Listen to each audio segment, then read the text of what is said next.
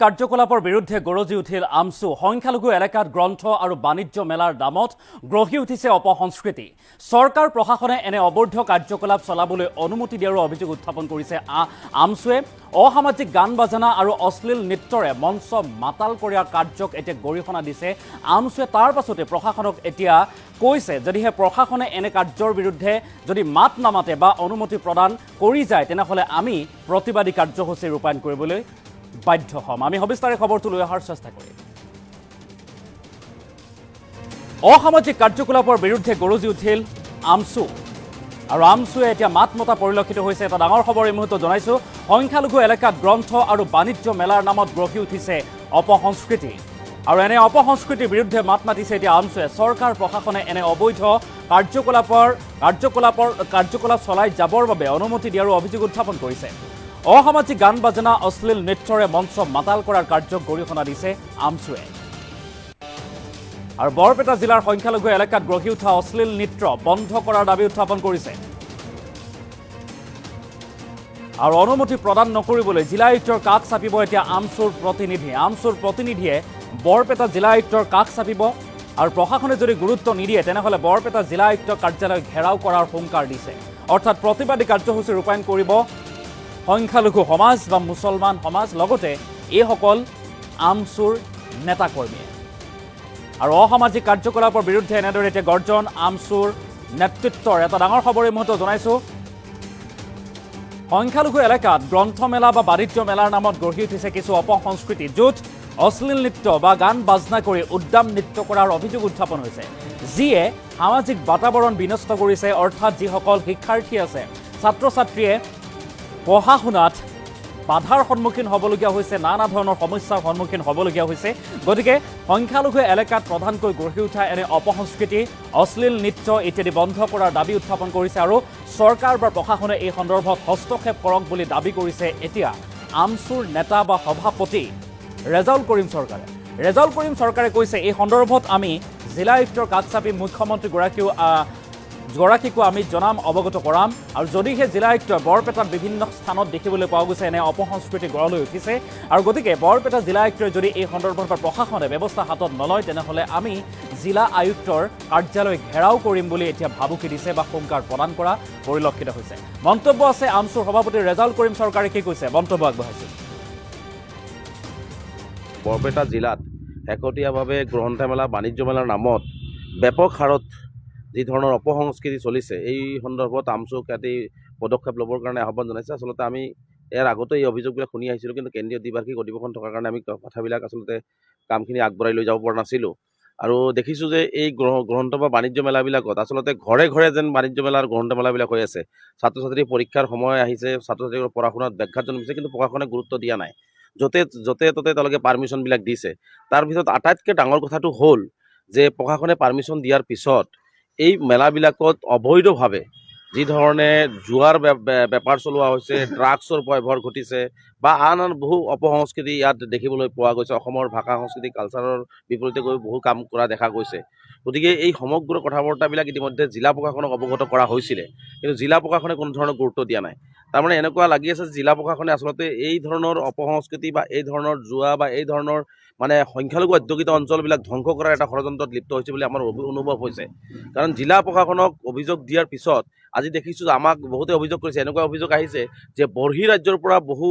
যুৱক যুৱতী ইয়াৰ বৰপেটালৈ আগমন ঘটিছে আৰু এই মেলাবিলাকত তেওঁলোকে অংশগ্ৰহণ কৰিছে জুৱা চলিছে আৰু বহিৰাজ্যৰ পৰা বহু যুৱক যুৱতী আহিছে যিবিলাকৰ ড্ৰাগছতো আসক্ত হোৱা বা ড্ৰাগছৰ লগতো জড়িত হোৱা বুলি বিভিন্নজনে আমাক অভিযোগ কৰিছে গতিকে অশ্লীল নৃত্য এইবিলাকো চলি আছে গতিকে কিয় প্ৰশাসনে আচলতে এইবোৰ বন্ধ কৰা নাই সেইটোহে আচলতে আমি গম পাই থকা নাই গতিকে বৰপেটা জিলা আয়ুক্ত ডাঙৰীয়া আৰু আৰক্ষী অধীক্ষক ডাঙৰীয়াক অহা কাইলৈ আমি আমাৰ আমছুৰ প্ৰতিনিধি দলে অৱগত কৰিম আৰু ইতিমধ্যে অৱগত কৰা হৈছে গতিকে যদি তেওঁলোকে এইবোৰ বন্ধ নকৰে আৰু যধে মধে গ্ৰন্থমেলা বাণিজ্য মেলাবিলাকত যদি পাৰ্মিশ্যনবিলাক তেওঁলোকে দিয়াৰ ব্যৱস্থা কৰে আৰু এইবিলাক যদি পাৰ্মিশ্যন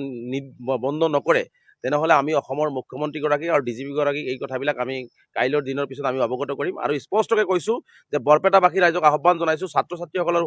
সুৰক্ষিত ভৱিষ্যতৰ স্বাৰ্থত সমাজখন ভালকৈ ৰখাৰ স্বাৰ্থত বৰপেটাবাসী ৰাইজে এইবিলাকৰ বিৰুদ্ধে ওলাই আহিব লাগে। কেৱল আমচুৱে নহয় সমগ্ৰ ৰাইজ ছাত্ৰ সমাজ সকলো ওলাই আহিব লাগে আৰু মাৰ ভাণ্ডি থিয় হৈ বৰপেটাত যি ধৰণে অপসংস্কৃতি বৰপেটা জিলাখনক যি ধৰণে ধ্বংসৰ পথলৈ ঠেলি দিয়াৰ বাণিজ্য বা গ্ৰন্থমেলাৰ নামত দুই এটা বাণিজ্য মেলা গ্ৰন্থমেলা খুব ধুনীয়াকৈ চলে। ধুনীয়াকৈ অসমৰ বিভিন্ন বুদ্ধিজীৱীসকল আহিছে, সাহিত্যিকসকল আহিছে, এই বিভিন্ন গ্ৰন্থবিলাক পাইছে, সেইটো ভাল কথা। কিন্তু এইবিলাকৰ নামত যি ধৰণে গাঁৱে ভূঞে নাটক আৰম্ভ হৈছে, এইবোৰ যিকোনো মূল্যৰ বিনিময়ত বন্ধ হ'ব লাগিব। গতিকে জিলা প্ৰশাসনক মই স্পষ্টভাৱে আজি সকীয়াই দিছোঁ যে কাইলৈ আমি অৱগত কৰাৰ পিছত যদি প্ৰতিটো বাণিজ্য মেলা গ্ৰন্থমেলাবিলাকত যধে মধে পাৰ্মিশ্যন দিয়াৰ পৰা বিৰত থাকিব লাগিব আৰু য'ত এনেকুৱা ধৰণৰ অপসংস্কৃতি চলি আছে আৰু বহিৰাজ্যৰ পৰা যিবিলাক মানুহ আহিছে এইবিলাক আহাৰ বন্ধ কৰিব লাগিব। অন্যথাই কিন্তু বৰপেটা জিলাত কোনোবাই কিবা কৰক বা নকৰক, আমি কিন্তু সমগ্ৰ বৰপেটা জিলাৰ ছাত্ৰ ছাত্ৰীসকলক লগত লৈ বৰপেটা জিলাৰ যিসকল সচেতন ৰাইজে তেওঁলোকৰ ছাত্ৰ ছাত্ৰীসকলক লগত লৈ বৰপেটা জিলা আয়ুক্তৰ কাৰ্যালয় ঘেৰাও কাৰ্যসূচী আমি গ্ৰহণ কৰিম। বৰপেটা জিলাত শেহতীয়াভাৱে গ্ৰন্থমেলা বাণিজ্য মেলাৰ নামত ব্যাপক হাৰত যি ধৰণৰ অপসংস্কৃতি চলিছে এই সন্দৰ্ভত আমচু কাটি পদক্ষেপ ল'বৰ কাৰণে আহ্বান জনাইছে। আচলতে আমি ইয়াৰ আগতে এই অভিযোগবিলাক শুনি আহিছিলোঁ, কিন্তু কেন্দ্ৰীয় দ্বিবাৰ্ষিক অধিৱেশন থকাৰ কাৰণে আমি কথাবিলাক আচলতে কামখিনি আগবঢ়াই লৈ যাব পৰা নাছিলোঁ। আৰু দেখিছোঁ যে এই গ্ৰন্থ বা বাণিজ্য মেলাবিলাকত আচলতে ঘৰে ঘৰে যেন বাণিজ্য মেলাৰ গ্ৰন্থমেলাবিলাক হৈ আছে। ছাত্ৰ ছাত্ৰীৰ পৰীক্ষাৰ সময় আহিছে, ছাত্ৰ ছাত্ৰীৰ পঢ়া শুনাত ব্যাঘাত জন্মিছে, কিন্তু প্ৰশাসনে গুৰুত্ব দিয়া নাই। য'তে ত'তে তেওঁলোকে পাৰ্মিশ্যনবিলাক দিছে। তাৰ ভিতৰত আটাইতকৈ ডাঙৰ কথাটো হ'ল যে প্ৰশাসনে পাৰ্মিশ্যন দিয়াৰ পিছত এই মেলাবিলাকত অবৈধভাৱে যি ধৰণে জুৱাৰ বেপাৰ চলোৱা হৈছে, ড্ৰাগছৰ প্ৰভাৱ ঘটিছে বা আন বহু অপসংস্কৃতি ইয়াত দেখিবলৈ পোৱা গৈছে। অসমৰ ভাষা সংস্কৃতি কালচাৰৰ বিপৰীতে গৈ বহু কাম কৰা দেখা গৈছে। গতিকে এই সমগ্ৰ কথা বাৰ্তাবিলাক ইতিমধ্যে জিলা প্ৰশাসনক অৱগত কৰা হৈছিলে, কিন্তু জিলা প্ৰশাসনে কোনো ধৰণৰ গুৰুত্ব দিয়া নাই। তাৰমানে এনেকুৱা লাগি আছে যে জিলা প্ৰশাসনে আচলতে এই ধৰণৰ অপসংস্কৃতি বা এই ধৰণৰ জুৱা বা এই ধৰণৰ সংখ্যালঘু অধ্যুষিত অঞ্চলবিলাক ধ্বংস কৰাৰ এটা ষড়যন্ত্ৰত লিপ্ত হৈছে বুলি আমাৰ অনুভৱ হৈছে। কাৰণ জিলা প্ৰশাসনক অভিযোগ দিয়াৰ পিছত আজি দেখিছোঁ যে আমাক বহুতে অভিযোগ কৰিছে, এনেকুৱা অভিযোগ আহিছে যে বহিৰাজ্যৰ পৰা বহু যুৱক যুৱতী ইয়াৰ বৰপেটালৈ আগমন ঘটিছে আৰু এই মেলাবিলাকত তেওঁলোকে অংশগ্ৰহণ কৰিছে, জুৱা চলিছে আৰু বহিৰাজ্যৰ পৰা বহু যুৱক যুৱতী আহিছে যিবিলাকৰ ড্ৰাগছতো আসক্ত হোৱা বা ড্ৰাগছৰ লগতো জড়িত হোৱা বুলি বিভিন্নজনে আমাক অভিযোগ কৰিছে। গতিকে অশ্লীল নৃত্য এইবিলাকো চলি আছে। গতিকে কিয় প্ৰশাসনে আচলতে এইবোৰ বন্ধ কৰা নাই সেইটোহে আচলতে আমি গম পাই থকা নাই। গতিকে বৰপেটা জিলা আয়ুক্ত ডাঙৰীয়া আৰু আৰক্ষী অধীক্ষক ডাঙৰীয়াক অহা কাইলৈ আমি আমাৰ আমচুৰ প্ৰতিনিধি দলে অৱগত কৰিম আৰু ইতিমধ্যে অৱগত কৰা হৈছে। গতিকে যদি তেওঁলোকে এইবোৰ বন্ধ নকৰে আৰু যধে মধে গ্ৰন্থমেলা বাণিজ্য মেলাবিলাকত যদি পাৰ্মিশ্যনবিলাক তেওঁলোকে দিয়াৰ ব্যৱস্থা কৰে আৰু এইবিলাক যদি পাৰ্মিশ্যন বন্ধ নকৰে, তেনেহ'লে আমি অসমৰ মুখ্যমন্ত্ৰীগৰাকীক আৰু DGP-গৰাকীক এই কথাবিলাক আমি কাইলৈৰ দিনৰ পিছত আমি অৱগত কৰিম আৰু স্পষ্টকৈ কৈছোঁ যে বৰপেটাবাসী ৰাইজক আহ্বান জনাইছোঁ ছাত্ৰ ছাত্ৰীসকলৰ সুৰক্ষিত ভৱিষ্যতৰ স্বাৰ্থত সমাজখন ভালকৈ ৰখাৰ স্বাৰ্থত বৰপেটাবাসী ৰাইজে এইবিলাকৰ বিৰুদ্ধে ওলাই আহিব লাগে। কেৱল আমচুৱে নহয় সমগ্ৰ ৰাইজ ছাত্ৰ সমাজ সকলো ওলাই আহিব লাগে আৰু মাৰ ভাণ্ডি থিয় হৈ বৰপেটাত যি ধৰণে অপসংস্কৃতি বৰপেটা জিলাখনক যি ধৰণে ধ্বংসৰ পথলৈ ঠেলি দিয়াৰ বাণিজ্য বা গ্ৰন্থমেলাৰ নামত দুই এটা বাণিজ্য মেলা গ্ৰন্থমেলা খুব ধুনীয়াকৈ চলে। ধুনীয়াকৈ অসমৰ বিভিন্ন বুদ্ধিজীৱীসকল আহিছে, সাহিত্যিকসকল আহিছে, এই বিভিন্ন গ্ৰন্থবিলাক পাইছে, সেইটো ভাল কথা। কিন্তু এইবিলাকৰ নামত যি ধৰণে গাঁৱে ভূঞে নাটক আৰম্ভ হৈছে, এইবোৰ যিকোনো মূল্যৰ বিনিময়ত বন্ধ হ'ব লাগিব। গতিকে জিলা প্ৰশাসনক মই স্পষ্টভাৱে আজি সকীয়াই দিছোঁ যে কাইলৈ আমি অৱগত কৰাৰ পিছত যদি প্ৰতিটো বাণিজ্য মেলা গ্ৰন্থমেলাবিলাকত যধে মধে পাৰ্মিশ্যন দিয়াৰ পৰা বিৰত থাকিব লাগিব আৰু য'ত এনেকুৱা ধৰণৰ অপসংস্কৃতি চলি আছে আৰু বহিৰাজ্যৰ পৰা যিবিলাক মানুহ আহিছে এইবিলাক আহাৰ বন্ধ কৰিব লাগিব। অন্যথাই কিন্তু বৰপেটা জিলাত কোনোবাই কিবা কৰক বা নকৰক, আমি কিন্তু সমগ্ৰ বৰপেটা জিলাৰ ছাত্ৰ ছাত্ৰীসকলক লগত লৈ বৰপেটা জিলাৰ যিসকল সচেতন ৰাইজে তেওঁলোকৰ ছাত্ৰ ছাত্ৰীসকলক লগত লৈ